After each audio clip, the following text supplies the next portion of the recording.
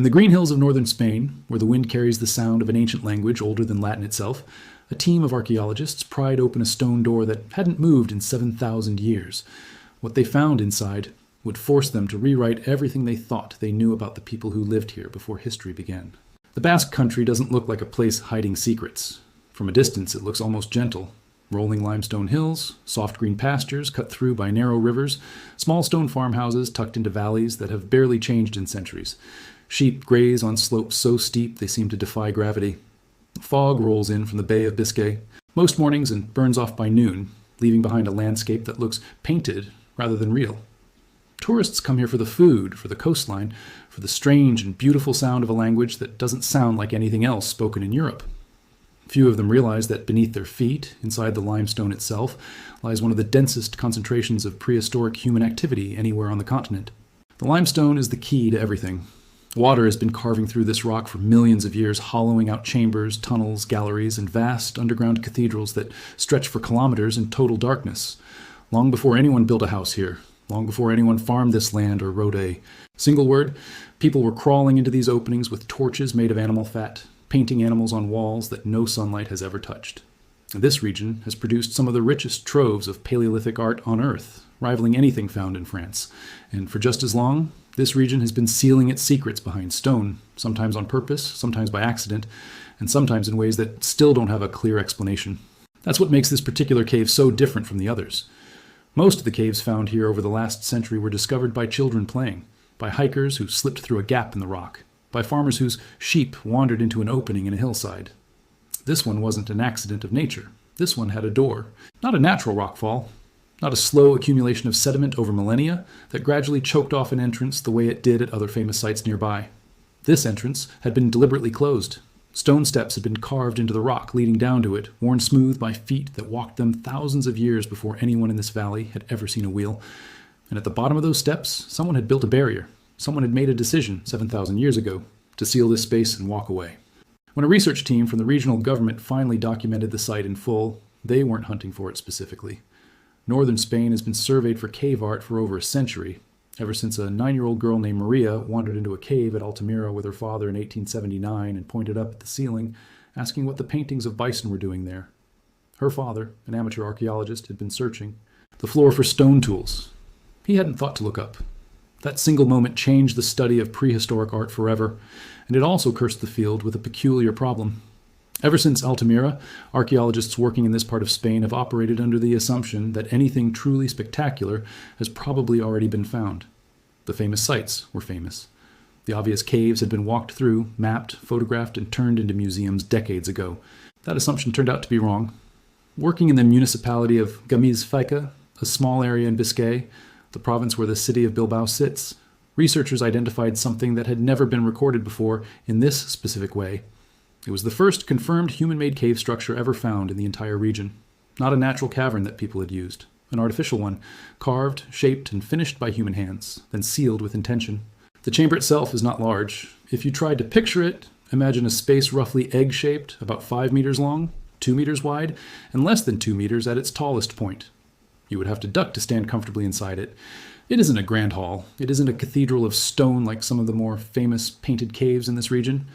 It's intimate, almost private, the kind of space that feels less like a public gathering place and more like somewhere only a few people were ever meant to enter.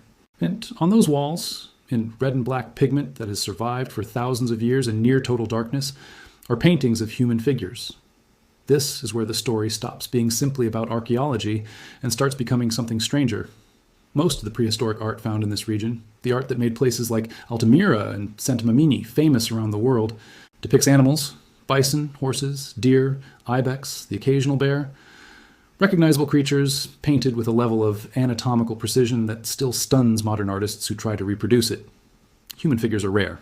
When they do appear in Ice Age and early post-Ice Age art across Europe, they are usually abstract, simplified, almost deliberately vague, as if the people painting them were more comfortable rendering the natural world around them than rendering themselves. Inside this sealed chamber, human figures are the primary subject.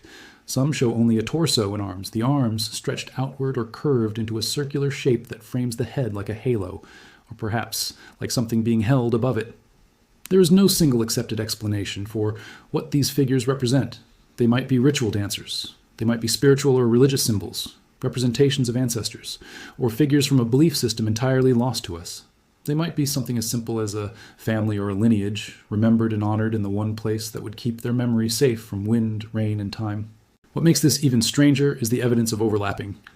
Some of the paintings were done on top of earlier paintings, layered over time. That single detail tells researchers something important.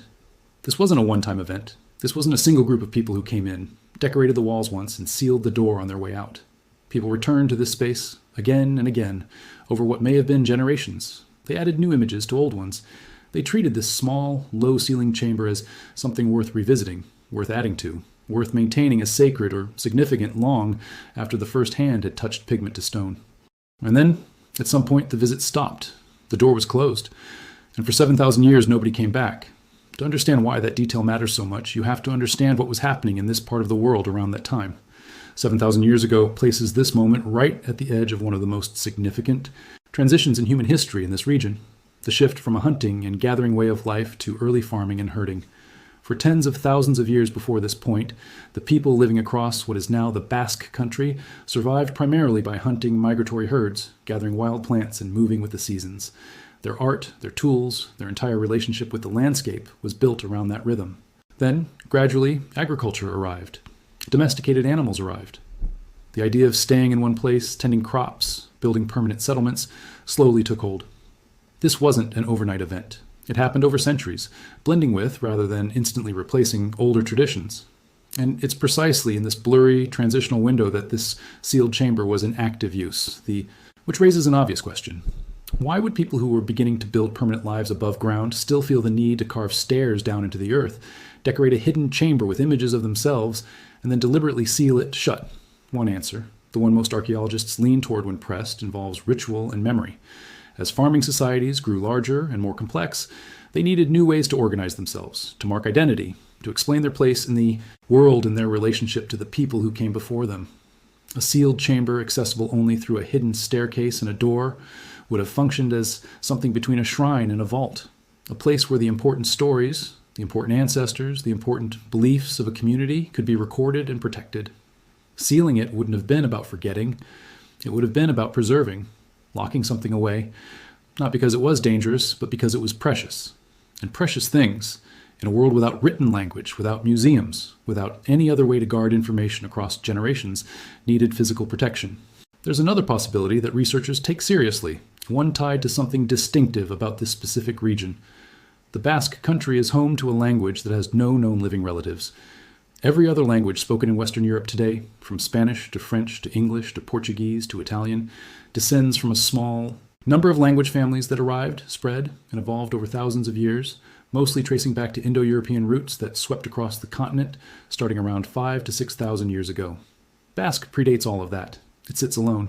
Linguists have spent well over a century trying to connect it to any other known language family on Earth and have consistently failed. It is, as far as anyone can prove, a genuine isolate, a linguistic island surrounded by an ocean of related tongues. That fact alone has fascinated scientists for generations. But it becomes even more striking when paired with genetic research.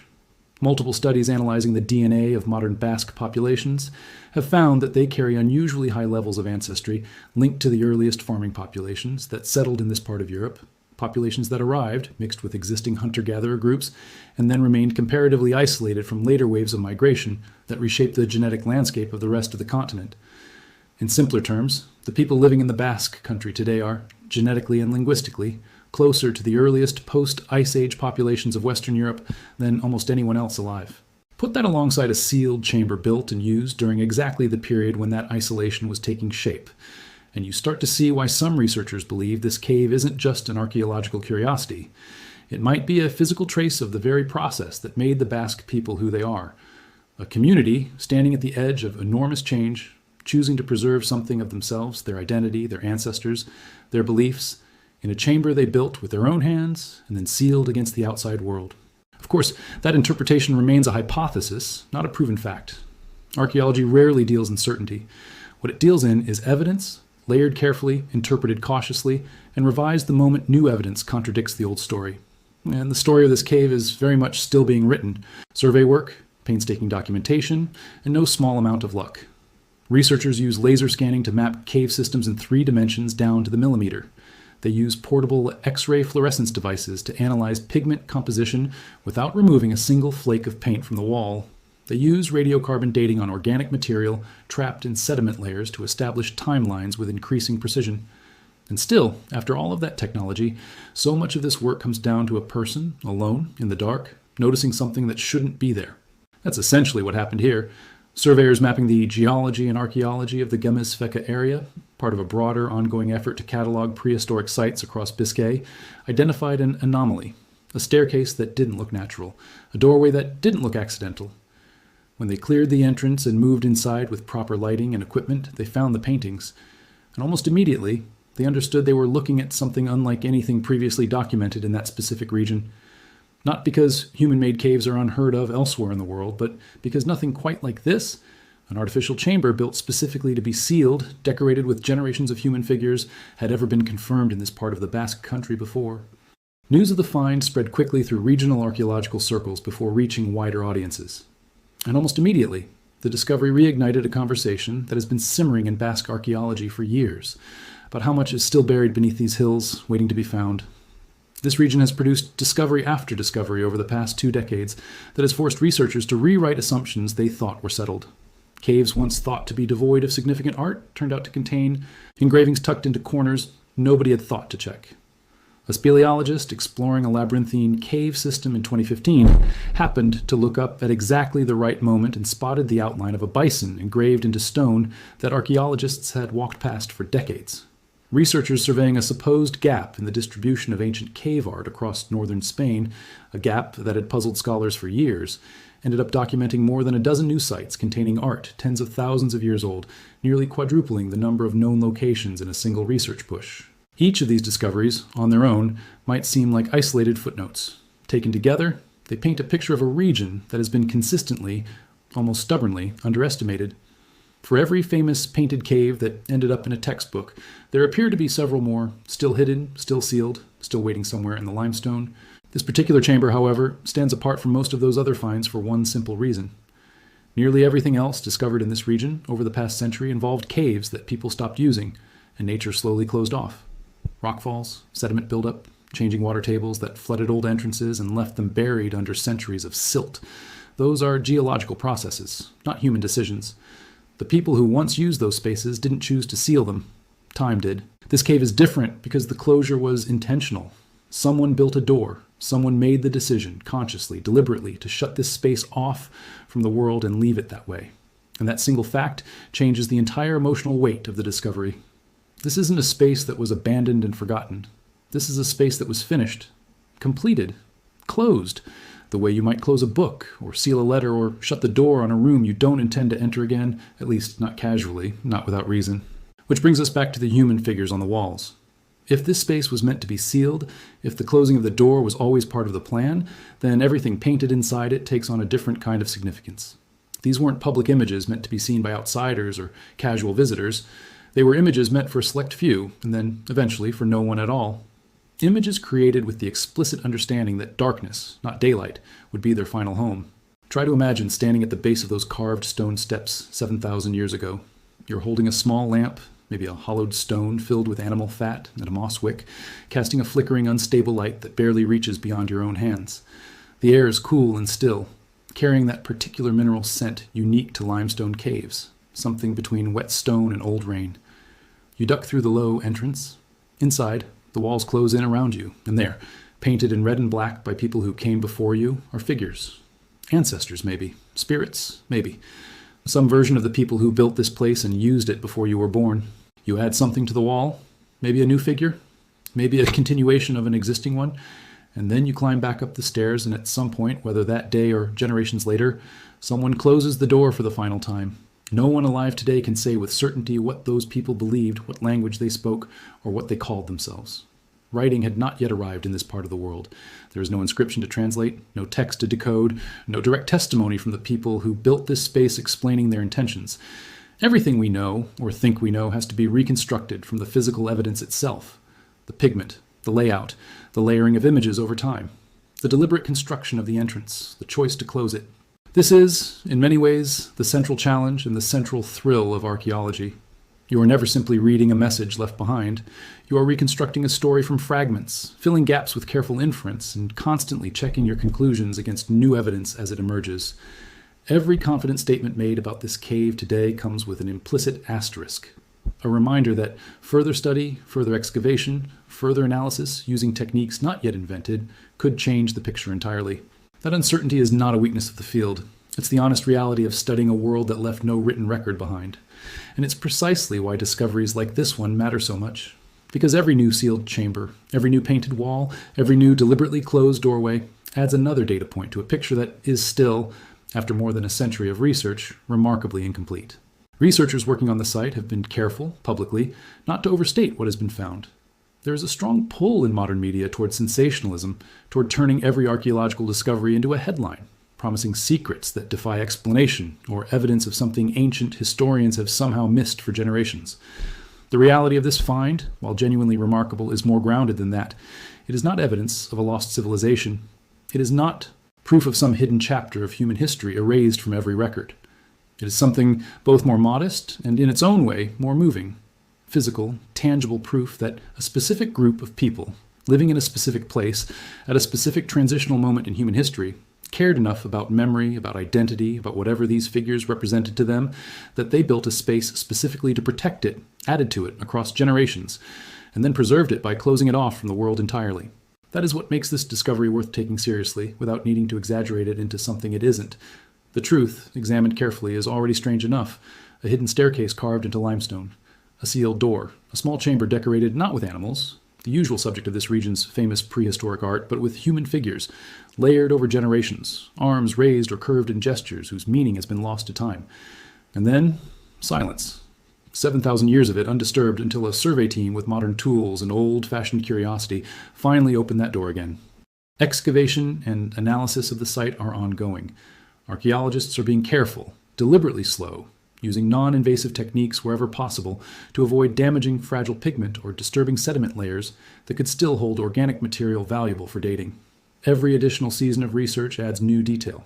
New pigment samples get tested, new sections of the chamber get scanned and mapped.